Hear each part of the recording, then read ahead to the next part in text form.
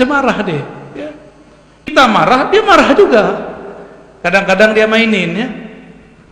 Ya mereka kan bashar, manusia juga. Nabi Muhammad SAW, kalau kita nggak punya kenalan yang membawa kita kepadanya, gimana nasib kita nanti di padang mahsyar? Seperti antum nggak punya kenalan di jalan, ditilang Pak Polisi.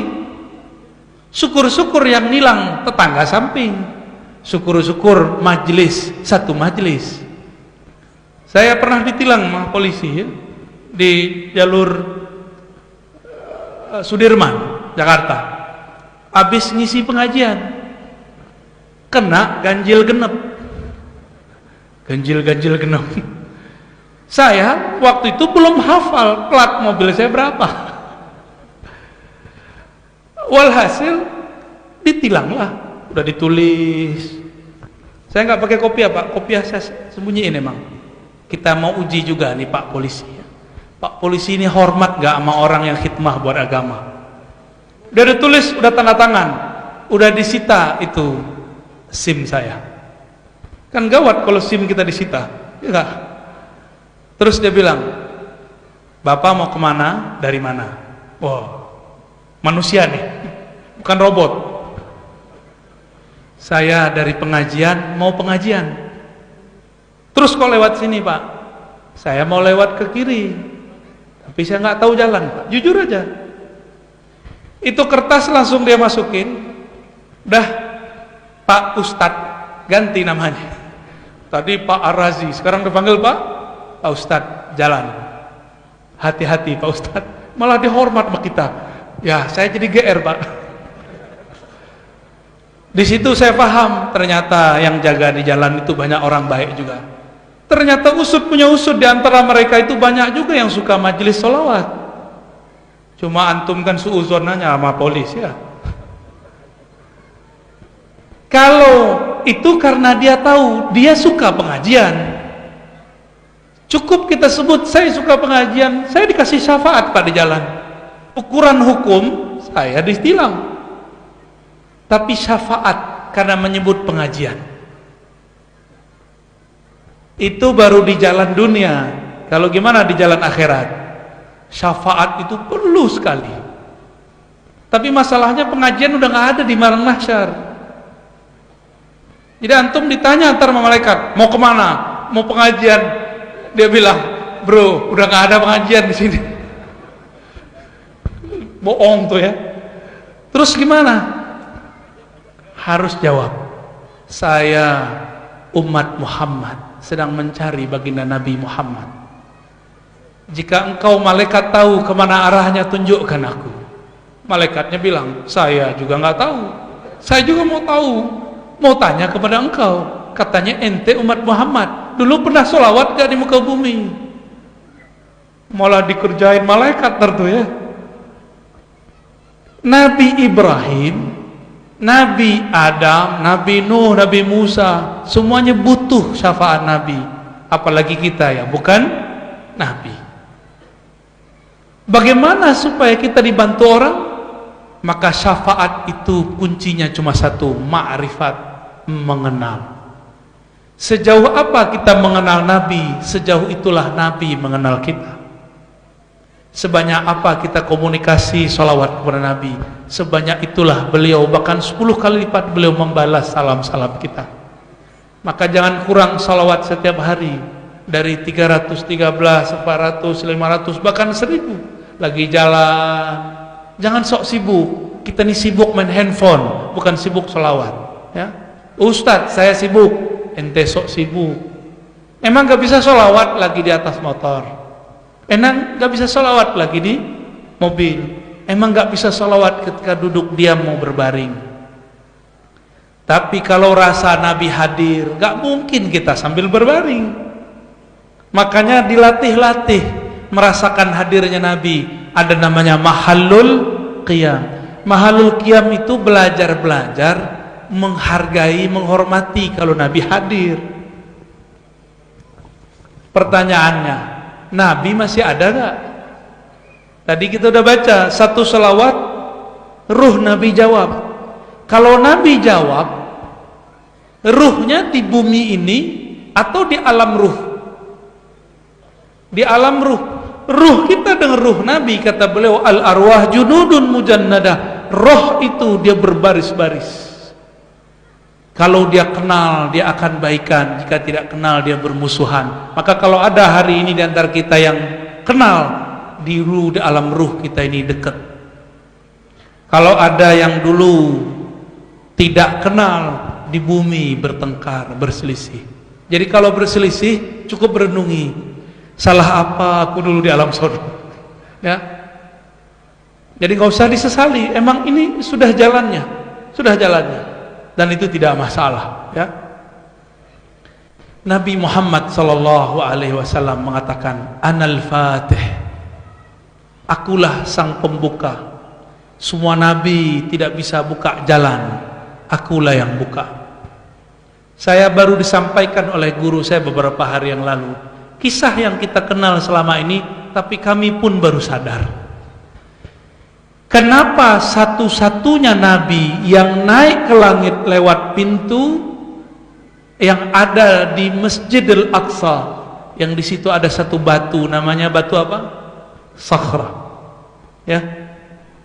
Satu-satunya batu yang Nabi SAW dulu naik dari situ ke arsy Allah. Satu-satunya nabi yang lain tiada begitu. Nabi Musa mi'rajnya ketika berkalam, mi'raj rohani. Nabi Nuh, Nabi Yunus, semuanya. Nabi Ibrahim mi'raj ketika dibakar. Ketika beliau dibakar, beliau sibuk membaca hasbunallah wa ni'mal wakil. Api menjadi dingin. Itulah mi'rajnya Nabi Ibrahim. Dia tidak merasa dengan api, dia mendengar kalam Allah kepada api. Ya nar kuni bardan wa salaman ala Ibrahim. Wahai api, didengar oleh Nabi Ibrahim, jadilah kamu dingin. Maka api dalam akidah Ahlus Sunnah panas bukan karena si api, tapi karena ada kun dari Allah. Allah mengatakan kun, panas dia. Kun bardan, dingin dia. Jadi kalau kita dihadang api, kita berlindungnya kepada Tuhan api yang berkalam kun kepada api, bukan kepada apinya. Tapi sayang, di bumi ada yang menyembah api, namanya kaum Majusi. Kembali ke Nabi sallallahu alaihi wasallam. Satu-satunya nabi yang naik dari Sakhra, tembus sampai ke aras. Dan antum jangan kira di aras itu Nabi ngelihat Allah begini seperti antum ngelihat aneh sekarang, enggak. Rasulullah sallallahu alaihi wasallam ketika dinaikkan, dimi'rajkan ke puncak arasnya, beliau sajidan, sujud kepada Allah. Maka diabadikan jadi salat, aqrabu ma bainal abdi wa rabbih fis sujud. Sedekat-dekat hamba kepada Allah adalah saat sujud. Walaupun kita sujud di bumi, tapi ruhnya Allah terbangkan ke aras. Itu baru disebut mi'rajnya orang yang salik, mi'rajnya para aulia arifin. Kalau kita sujud masih di tanah, ya benar, belum merasa sujud di sana, ya. Nabi Muhammad Allah kasih unjuk, nih batu. Kita buka-bukalah kitab Tazkirah Imam Al-Qurtubi, Imam Ahlus Sunnah yang punya tafsir Al-Qurtubi, yang mengerti ilmu hadis dan mensyarah Sahih Muslim. Apa kata beliau? Nanti umat manusia akan berangkat lewat Sakhrah, lewat batu yang ada di Masjidil Aqsa. Tapi satu-satunya nabi yang diperjalankan dari sana, yang diberitahu inilah batunya, cuma Nabi Muhammad sallallahu alaihi wasallam. Nabi yang lain tahu Masjidil Aqsa di mana, tapi mereka tidak tahu lewat mana naiknya.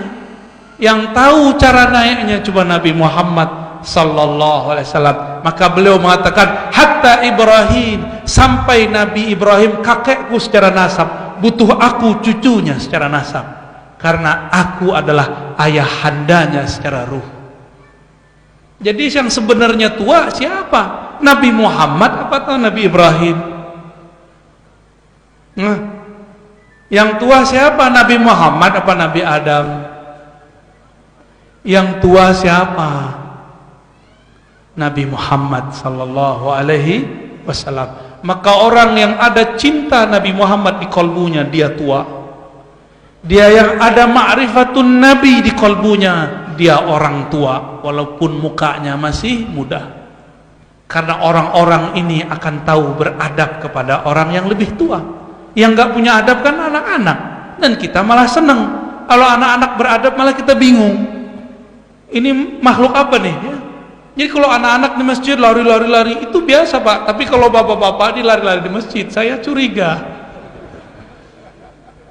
Kalau anak-anak guling-guling itu gak apa-apa. Tapi kalau seumuran beliau nih guling-guling, saya takut Pak. Ruqyah saya gak mempan nanti. Allahumma salli ala Sayyidina Muhammad. Maka bersalawatlah dengan salawat Al-Fatih. Allahumma salli ala Sayyidina Muhammad Al-Fatih Al-Khatim. Antum kalau ngafal yang panjang itu aja. Allahumma salli ala Sayyidina Muhammad Al-Fatih Al-Khatim wa ala alihi wa sallim. Udah selesai. Gampang kok salawat, gak usah panjang-panjang. Tapi kalau mau yang lengkap, yang dulu dikeluarkan oleh Imam Mahmud Al-Kurdi, kemudian diajarkan kembali oleh Sidi Ahmad Tijani. Apa lafaznya? Allahumma salli ala Sayyidina Muhammadin al-Fatih lima ughliq wal khatim lima sabaq nasiril haqqi bil haqqi wal hadi ila siratikal mustaqim wa ala alihi haqqa qadri wa miqdarihil azim. Yang enggak pernah nyantri susah ngapalnya. Udah, mau ngapalin sebentar enggak? Yang pendek aja. Ayo coba ikuti saya. Allahumma salli ala Sayyidina Muhammad Al-Fatih Al-Khatim wa ala alihi wa sallim. Ulangi. Allah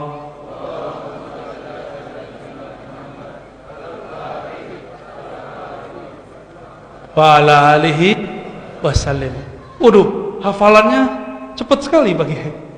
Ini berkahan tuh mana nih? Ya, coba setiap kali baca ayat begini hafalannya.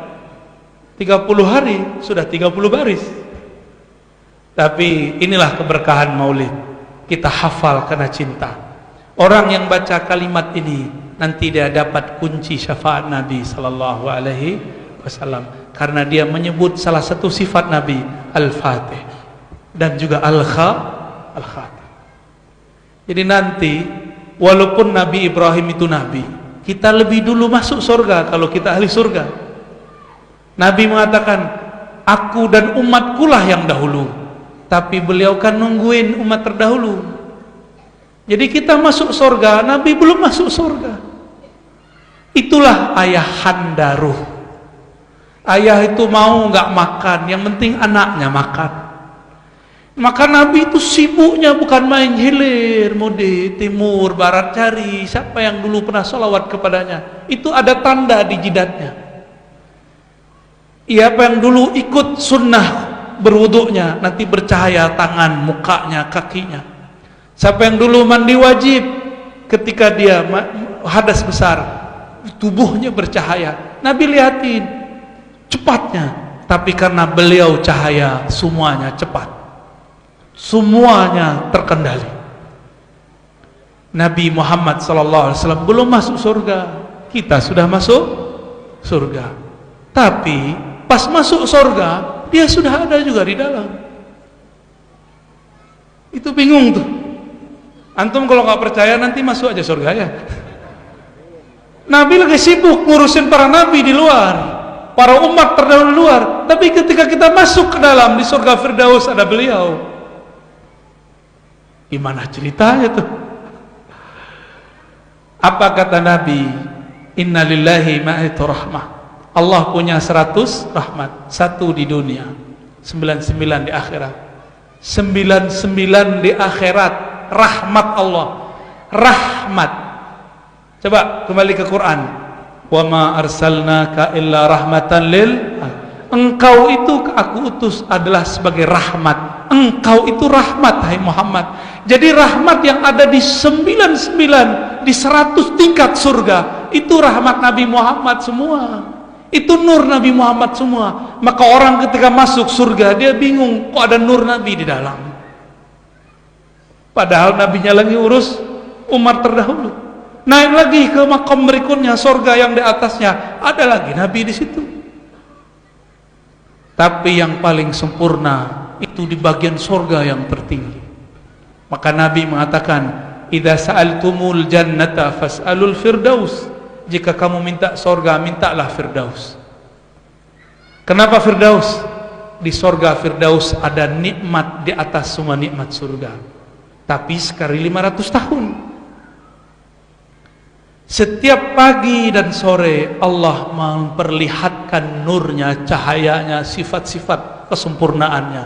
Maka di saat itulah semua makhluk di surga yang ada di firdaus, mereka lupa dengan nikmatnya istri yang banyak, mereka lupa dengan nikmat makanan yang lezat, mereka lupa dengan semua nikmat. Yang mereka lihat cuma Allah, pemilik surga, terpana. Mereka lupa dengan nikmat malam pertama, lupa semua tuh, lupa semua. Yang diingat cuma Allah. Berlalulah waktu pagi, masuk waktu duha, mereka tidak melihat lagi Nabi Muhammad, Allah Subhanahu wa ta'ala. Tapi sehari semalam di sana, dari pagi sampai sore, 500 tahun di dunia. Berarti sekali 500 tahun kita bisa melihat wajah Allah di surga.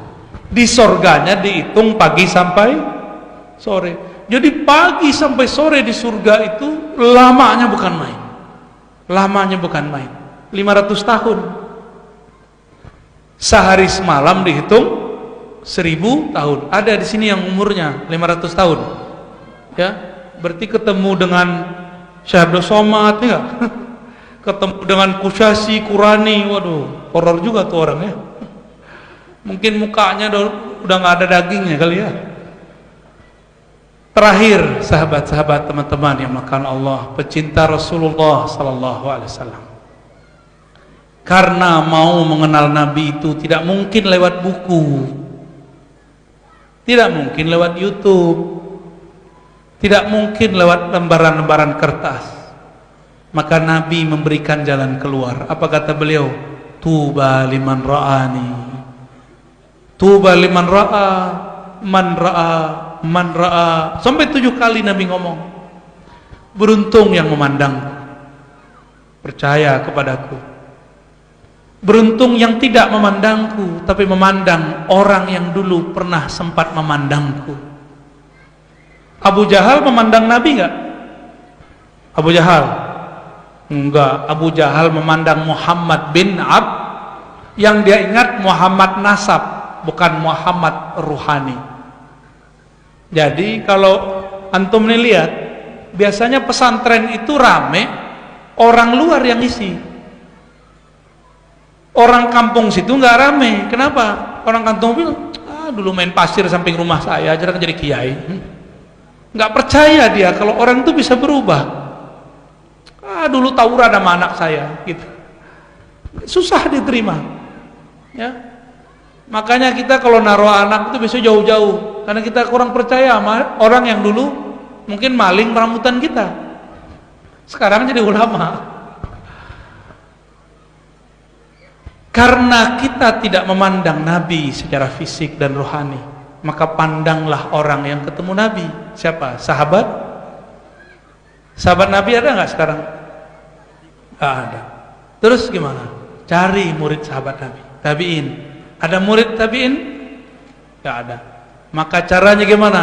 Carilah orang yang bertemu tabiin, atau bertemu muridnya tabiin, atau murid sampai sekarang. Makanya para masyayikh kita mengajarkan al-musalsal bi ru'yatin Nabi. Ada musalsal, melihat Nabi, memandang Nabi. Musalsal itu artinya menirukan guru, sebagaimana guru kita dulu menirukan gurunya.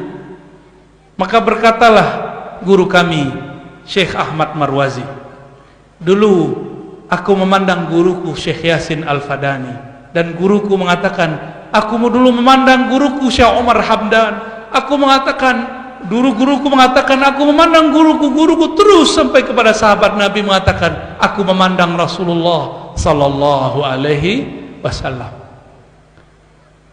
Kita beruntung punya guru. Di samping saya ada murid-murid kiai-kiai, murid habaib. Ada Habib Umar gurunya, ada Kiai Zain Syukri gurunya, ada guru fulan-fulan. Mereka semua pernah memandang guru yang bersambung kepada Sang Maha Guru, baginda Nabi Muhammad sallallahu alaihi wasallam. Jika hanya melihat guru rasanya adem, apalagi melihat Sang Maha Guru. Maka nanti kalau kita mampu diizinkan Allah memandang nur wajahnya, kita tidak akan ada yang sanggup. Enggak ada yang sanggup. Abu Bakar itu enggak sanggup lihat wajah Nabi. Apa kata Abu Bakar? Setiap kali aku melihat wajahnya bercahaya. Enggak sanggup lewat Nabi sallallahu alaihi wasallam. Maka Nabi Muhammad sallallahu alaihi wasallam yang menceritakan wajah beliau adalah orang yang dulu tidak kenal Nabi. Si perempuan yang dulu di tengah perjalanan hijrah dari Mekah ke Madinah, Nabi mengatakan, wahai perempuan, wahai ibunda, izinkan kami memerah susu dari kambing yang kurus itu. Kata si ibu-ibu, ambil aja, kurus, gak penting. Terus dia liatin, kok diperah, air susunya keluar, tambah banyak, tidak ada habis. Dia liatin siapa yang memerah susu, dia liatin siapa yang meminum susu. Disitulah dia bisa cerita. Cerita itu ditulis oleh Imam Tirmizi, murid Imam Bukhari, judulnya Asy-Syama'il An-Nabawi, Syama'il Nabi sallallahu alaihi wasallam, Syama'ilun Nabi, cerita fisik Nabi. Perempuan ini sumbernya. Inilah untungnya dulu ada perempuan gak kenal Nabi. Jadi orang gak kenal Nabi pun jadi rahmat. Kenapa? Karena berkah dia kita bisa kira-kira membayangkan Nabi sallallahu alaihi wasallam. Nabi boleh dibayangkan, yang gak boleh dibayangkan Allah. Ada sahabat pulang dari Syam, pulang dari negeri Syam. Ketika sampai di Madinah, dia langsung sujud. Nabi kemudian buru-buru mengambil tangan orang ini, mengangkat kepalanya. Apa-apaan ente? Jangan sujud kepada manusia. Kalau manusia boleh sujud ke manusia, istrilah yang harus sujud ke suami. Nih hati-hati nih istri-istri nih. Boleh galak sama suami, tapi respect dan cinta harus juga tinggi kepada suami ya. Ini korban-korban dibentak istri nih kayaknya. Apalagi ini udah jam segini nggak pulang-pulang juga mas, nggak pulang-pulang juga nih. Benar ya, istiqomah dibentak nak istri. Ya itu istrinya lagi kangen. Jangan dibentak balik, bilang aja tunggu sayang. Ya, Nabi Muhammad sallallahu alaihi wasallam angkat kepala dia. Engkau tidak boleh sujud kepadaku. Padahal Nabi itu ketika datang onta-onta sujud kepadanya, ketika ada pohon-pohon sujud kepadanya. Tapi Nabi tidak izinkan kita sujud. Tapi Nabi izinkan orang Yahudi masuk Islam mencium kakinya. Maka sahabat kemudian ada beberapa yang mencium kaki Nabi sallallahu alaihi wasallam. Ini pun diamalkan oleh Imam Muslim, murid Bukhari. Ketika Imam Bukhari mengajar, apa kata beliau? Izinkan aku mencium tangan dan kakimu. Coba kalau kelompok sebelah tahu, mereka nggak mau lagi mungkin mempercayai Imam Bukhari dan Muslim. Malaikatnya menurunin hujan kayaknya. Jadi kita harus selesai cepat ini. Udah dikasih kode kita ya, anginnya udah mulai kencang. Sabar malaikat. Pecinta Allah, pecinta Rasulullah, mari kita sampaikan salam kita kepada Nabi. Assalatu wassalamu alaika ya Sayyidana ya Rasulullah. Salam atas engkau, salam atas engkau wahai baginda Nabi Muhammad sallallahu alaihi wasallam. Allahumma salli ala Sayyidina Muhammad al-fatih lima ughliq wal khatim lima sabaq nasirul haqqi bil haqqi wal hadi ila siratal mustaqim wa ala alihi haqqa qadri wa miqdaril azim. Wahai Allah ya Rabbana, izinkan baginda Nabi Muhammad sallallahu alaihi wasallam memberikan syafaat kepada kami. Assalatu wassalamu alaika ya Sayyidana al-Fatih Salam atas engkau wahai pemilik kunci-kunci syafaat, pemilik kunci-kunci surga. Izinkan kami mendapatkan syafaat uzmamu, syafaat agungmu. Allahumma salli ala nabiyina Muhammad wa ala alihi wa sahbihi wa sallim. Walhamdulillah rabbil alamin. Assalamualaikum warahmatullahi wabarakatuh. Ya Rabbi bil Mustafa